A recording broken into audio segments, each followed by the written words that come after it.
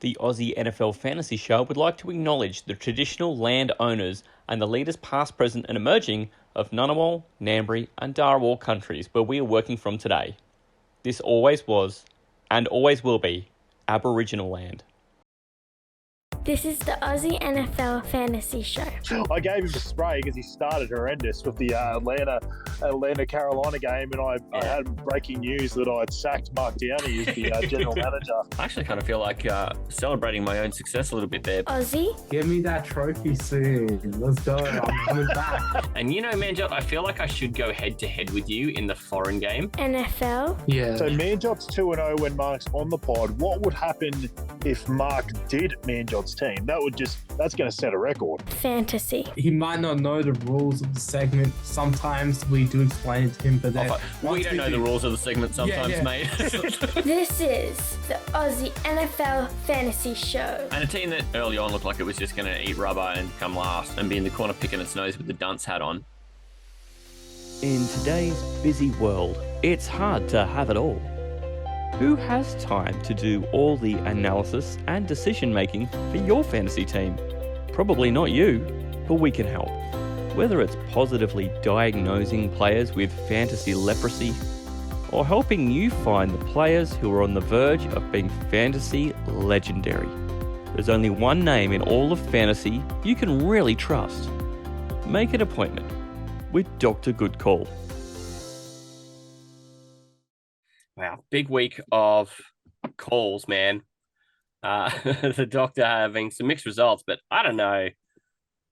After watching Danny Dimes kind of struggle a little bit, and then see him kind of find all the ways, and a couple of these other guys really sort of crank out some interesting efforts. Man, I don't even know how to score you this week. You want to run through it and give us the big recap? I will, mate. I was actually pretty happy with how it turned out in the end. Yeah. Dimes ended up with a pretty awesome fantasy day in the end. They were so far down against the Lions nearly the entire game. So Saquon basically got put on ice, and even Matt Breida stole one of his touchdowns on the goal line, and Dimes just had to do everything. He just had to have them to peg it all over the place. I think he had 330 odd yards, which is about 120 higher than his highest game of the year before that. So it was a pretty crazy game for them. They'd normally been playing in pretty positive game scripts this year, and then this one was just the complete opposite. So Danny Dimes had to start pegging it, and it was 24.64 in our standard scoring he ended up with. So I'll definitely put that as a tick. And what did he do? He threw like 2 touchdowns, but also a couple of picks. He had a fumble, but a 2-pointer or something like that. Like, it was the most random cobbling together. If there was a stat out there, he probably has one in the box. Like at the end, up with like 25 that's points. Stuffer. It was one of those ones you didn't want to watch. If you had him as your fantasy quarterback, you wouldn't have wanted to watch the game. You just wanted to see the box score at the end and go, sweet, he had a great game. He's had a Drew Lock, right? It was a really, really weird one. So in the end, obviously it didn't work for the team, but it worked for fantasy, and that's all that matters. So I'll definitely call that one a win. The next one was interesting too. I went with Pacheco of the Chiefs at running back, and I just felt like CEH was sort of getting put on the back burner, and then obviously he goes and gets a high ankle sprain anyway. So it definitely is Pacheco and McKinnon moving forward, and against that Chargers defense, that rushing defense, which is basically like the bottom 3 this year. I thought there was a good opportunity for Pacheco, and he had 107 yards.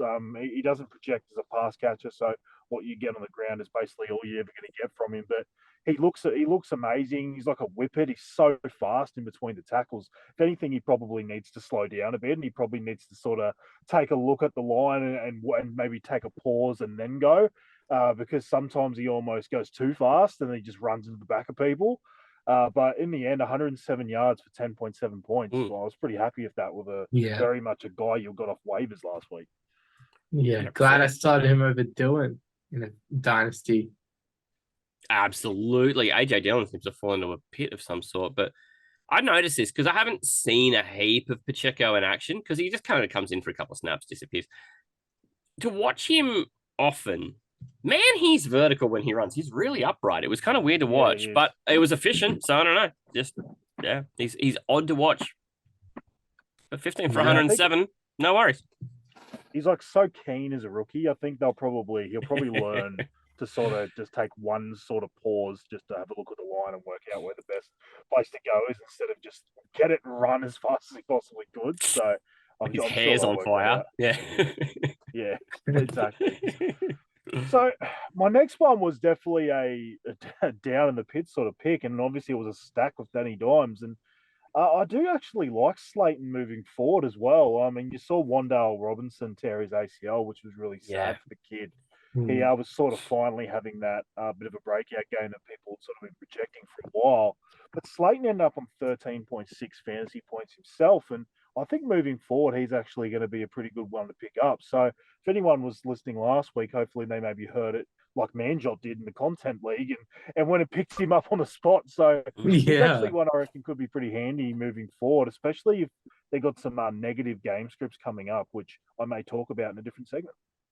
Yeah. Yeah. Mantle, we picked him up in the Astros and he played beautifully well for us. Yeah, he did. He did. One of I the was- five I was people who on- scored points on our team. Yeah, I was on the Slayton train even before Dr. GoodCall with that pickup. Yeah, we Sorry, picked him up on Doctor. the waivers before the show recorded. So, we'd already taken the Dr. Could-Call pill before we'd stolen it from the Prescribed pharmacy, it. I think, yeah. Yeah, Oh, you got it off the black market, did you? Yeah. I'm gonna have to find out.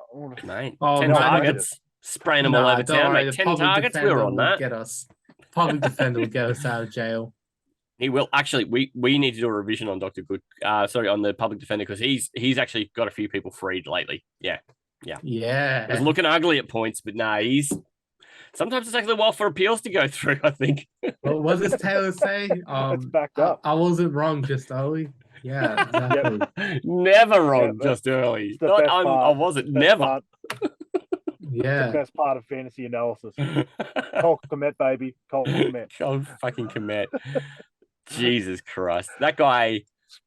I hate that guy. Oh, that was me with Christian Watson. Remember how high I was on him in preseason? Yes. And now he's like, and then he played like absolute awesome till like a week ago, and now he's just the best rookie wide receiver. Yeah, like, Fantasy. we draft Treylon Burks and then he dies. Now he comes straight back and throws up 100 yards. And you're like, yeah, man, you're onto some stuff here. Tay, Yeah. you've got a loose end or a tight end this week? Yeah, I was going to say after that Cole Komet talk, moving on to another average tight end. Foster Moreau, probably the one I would consider not as a win. 4.3 points. Just didn't really do much, obviously. I think a lot of it came in one play and pretty late in the game. So, Yeah. he just wasn't Ice. involved. I still think moving forward, there's going to be opportunities for him, obviously, with Waller on ice. So, it wasn't a great one. Denver generally are a pretty good defense. So, in the end, they just, for some reason, defended Moreau pretty well. That just all went to Adams in the game. So, it was just one of those ones. 4.3 probably isn't going to kill you at tight end anyway.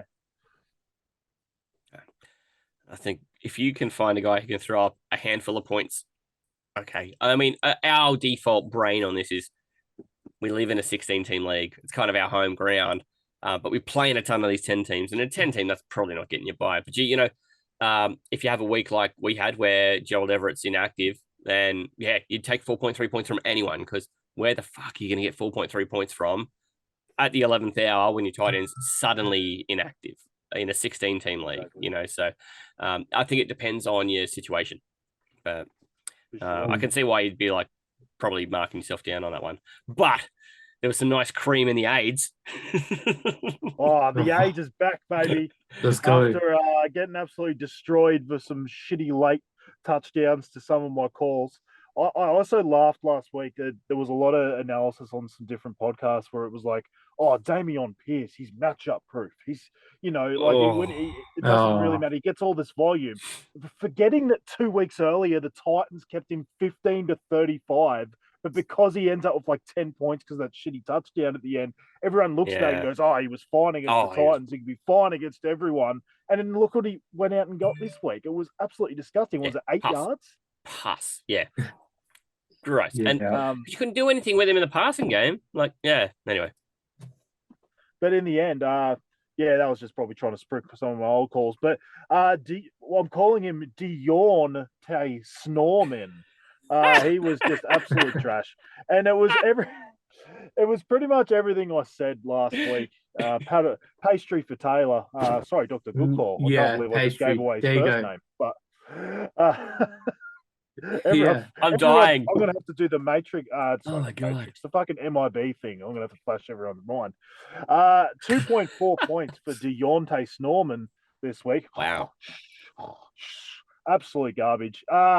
He doesn't get involved in the passing game at all. So if they're down early, well, to be fair, in this game they weren't. It was 3-3 for about 10 hours in this game. It was absolute filth. But in the end, he just couldn't get anything done against this decent run D of the Ravens. So he basically, if he doesn't play Atlanta, he doesn't really play that well. That's what it seems like at the moment. So I think this was a bit of a reality check for people who have got Deontay Foreman and they've been stoked with what they've got over the last few weeks and obviously since CMC left. And I think it was a bit of a wake-up call to say, hey, this guy isn't just a guaranteed lock in your running back positions this year. That was pretty much what I was trying to bring up last week, is actually look at the matchups, because this guy is 100% matchup dependent. Yeah. Wait, who are we talking about again? Deontay Foreman. Deontay Snorman. All right. Because I think someone like flashed something at me. That's the last thing I remember. It's this big black thing and a big flash. But all right. Yeah. Deontay Snorman. Oh yeah, we talked about him earlier. That's right. I saw you drop off the screen. I was wondering what had happened there. Yeah. Yeah, complete drop off. Yep. Well, so that's week 11 in the books. If you're in our position, like Manjot and I, where we'll pretty much fucking start anybody because we're 16th in a 16-team league, we're pretty desperate for some advice, mate. And all of these are going to turn up in our starts of the week. So fire away. Manjot's going to love this one. I think he is. I don't know. I don't really know. Oh, Okay. This guy is. It's Jimmy G up against the Saints, who are 21st against quarterback. Seems to be a love-hate thing going on between Manjot and Jimmy G at the moment. But after last week, look, I'm not gonna sit here and say Jimmy G looked absolutely phenomenal in that game. I know his stats said that, but this is why Jimmy G is legitimately a good streamer in fantasy this year, because he just chucks it to anyone and then they just yak their way to about a 40-yard play. Like, he's got so many playmakers around him that Jimmy G doesn't have to be amazing. He doesn't even have to throw it deep. He just throws it 10 yards down the field and they just do the rest for him. Like, you got Kittle just, friggin' throwing wrestling moves out there and just no one can tackle the guy. Like, you got Debo, just even though technically that was a rushing play that he scored the touchdown on, which didn't help Jimmy G. It's just amazing what these guys can do after the catch. It's just amazing. So I just think Jimmy G is in a good situation moving forward, and because I just don't think he has to do much to get fantasy points. Yeah. Couldn't agree more.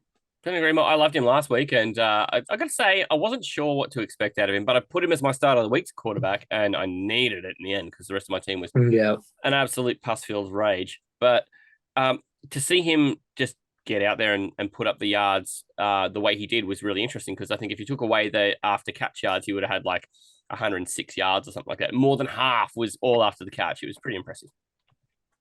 Yeah, absolutely. I can't see why he isn't going to do that a few more times this year. So just picking the right game, I guess. Yeah. My name is Jeff. That's who I've got at running back. Jeff Wilson, baby. Let's go. They are absolute trash, as we know, against running back. Last in the league. Jeff has just taken over. I know. I still think Mostert's going to have his games too. I wouldn't even be surprised if Mostert and Jeff have awesome games, both of them, again, like they did last time they were out. I just think Jeff's taken over and he's going to get more of the rush attempts, and that's going to be what's valuable in this game against Houston, especially because I could see them being up pretty quickly in this game. And there's a reason why quarterbacks sometimes don't end up with awesome fantasy outings against Houston, because no one has to do anything in the second half. They just run the ball and they can run it so easily. So hopefully that obviously doesn't happen for Tua, but I just think in general they're going to have a lot of yards and a lot of opportunities for touchdowns. So I'm going to take who I think is the starter right now, which is Jeff Wilson. I think he's going to have more of the rush attempts. So let's go, Jeff. Yeah, my boy. Let's go. Can't disagree anymore. I picked him up as soon as he got in the Dolphins. Picked up my content team. and man, he's just been performing. I gotta give my props. He's still my boy. He's still on my team technically. So yeah, my boy Jeff Wilson Jr. I love to see him perform. Yeah, so thanks, Dr. GoodCall, for your blessings this week. No worries. All right, I'm taking a shot here, and he had a really good game last week, and he's actually looked quite decent on this team. And they have a real need for a wide receiver one. I'm taking Demarcus Robinson of the Baltimore Ravens up against the Jags, who are 24th against wide receiver. He had 120 odd yards last week. He just looks like he's actually turning into what, we talked about Duvernay and just some of the other guys, and they kind of need a replacement, obviously, with Hollywood leaving last year and obviously Bateman being out for the year.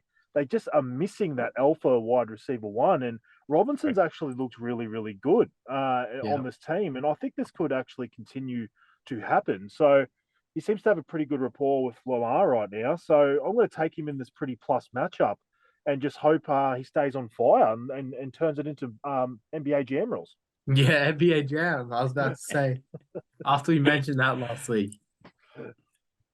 I mean, so what I don't get about this Ravens team is that they kind of don't really have one, but they're finding a way to just get someone to do it.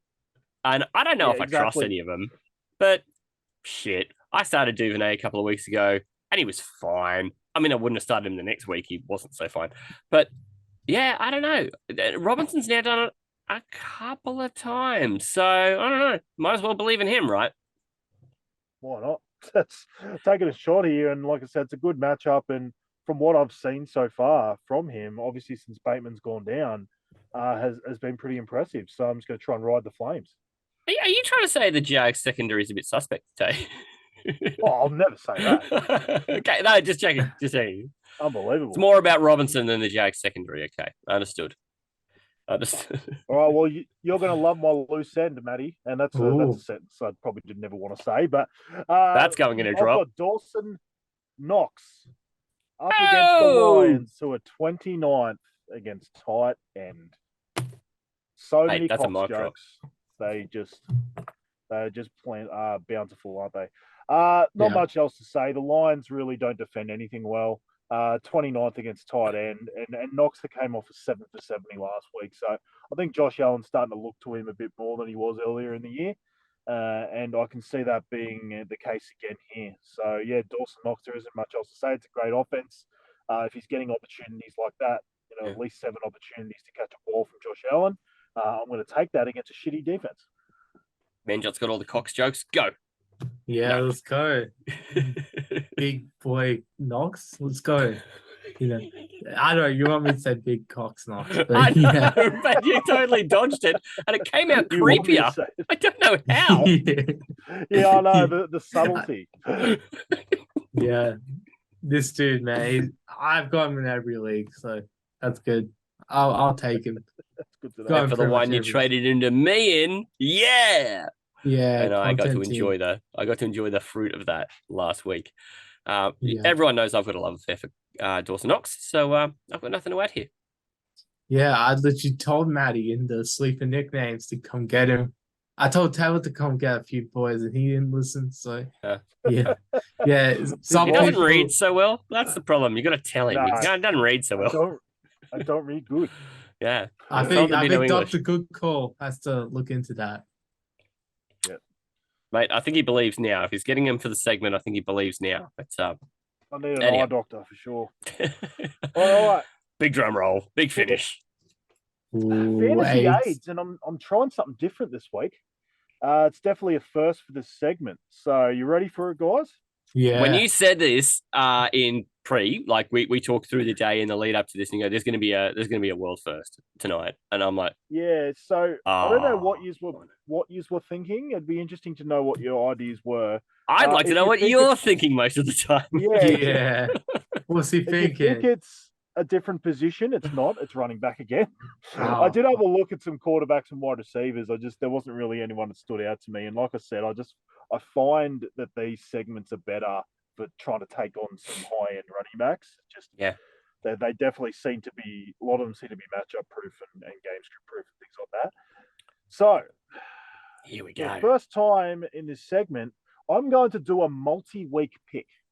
Oh, We are going to track this over a 2-week sample size because I think he struggles in both games. Okay. I'm And listening. I'm taking Saquon Barkley up I against need that. Dallas, who are 6th against running back. And he then takes on the Commanders, who are 4th against running back. I need this. I need Okay. I feel like this Giants team is screaming regression right now. And we saw last week what it looks like for Saquon. He's had an amazing season so far, don't get me wrong. But the former number 1 running back on the season is already down to running back number 6. And they now play against an amazing Cowboys defense who I believe will put points on early and force the Giants once again to come from behind. The week after they play the Commanders, who have been amazing against the run for a long time. I've mentioned it on this pod a few times that a lot of teams feel the need to pass on them as they cannot get anything done on the ground. This team has been on a roll in the last 5 weeks, and I think they are a big chance of giving what I think will be the Giants their 3rd loss in a row. I think the volume will be far less for Saquon in these 2 games because they won't be able to establish good yards per carry in either game. Man, John, you look hurt. You look personally offended. I don't have him in any league, so I'm fine. I'm playing him. I'm playing him this week in content team, and that's the league that I actually give a he's going to shit dive about. over for a touchdown to fall, Like- basically. Yeah. Like Yeah. I'm gonna. It's going to be 2 1-yard touchdowns and 18 total from scrimmage. You know that's what's going to happen. Yeah, like no Just to mess offense, you but up. yeah, this is Aussie NFL content team. Like this is the best of the best out there in the content world. Yeah. There are Aussies, of course. So I want to win that league more than anything. So I want Saquon to suck. And Maddie, you want him to suck too because it's Joe and he's a win behind you. You want to true, man. slow up that. While I'm not too worried about the teams behind me, mate. I've got the Aussie, the Gridiron guys this week, and mate, my team's kind of it's looking all right there. So I feel like I can put a little distance between me and teams behind me, and really cement my playoff spot there. Because if I beat them, I also beat them in head to head, and I'll move to 5th. Oh yeah. 4th highest scoring team in the league at the moment, man, John. So Yeah. I'm not too worried about the teams behind me, mate. But this kind of hurts me in the it hurts me in the heart and it hurts me in the head because Saquon has been one of my good preseason calls, and granted there has not been many. Yeah. But man, I was all over him very early in the preseason, and it was met with quite a lot of kiddings, and I kind of stuck with him, and I've been happy with him. But I mean, I can't disagree with Taylor's positioning on this, and he's done a great job of just highlighting week after week. Washington are a tough out if you're running back. I don't know whatever happened to the days where Saquon also used to be involved in the passing game, because apparently now, not part of his game. Don't understand it. But Apparently Daniel Jones doesn't throw, to be honest. apparently that's it. He'll either Saquon runs or he runs, and occasionally there's a deep shot. So I don't know. It's been fun to see the Giants winning games. But I think you're right, Tay. Like, I think there's a bit of fraudulent behavior going on there. And the problem is that's probably going to be Saquon who takes it in the neck. And that is the thing. Like, he's living off awesome game scripts. Like, they've been in front so often this year, and I just got a feeling in these couple of games there's regression coming. And if they come, we've just seen what it looks like when they're behind. I don't expect what just happened. Like, that was pretty bad. Like, his yards per carry was less than 2. It was pretty disgusting. It was just an off game. But like you said, he just doesn't seem to be getting the passing game work. So if he doesn't have an enormous 100+ yard game on the ground, which I don't project he will in those 2 games, I just don't know exactly where it's coming from outside of diving over for a touchdown. So I'm just taking my shot. I think I'll probably set a bit of a line for the 2 games total.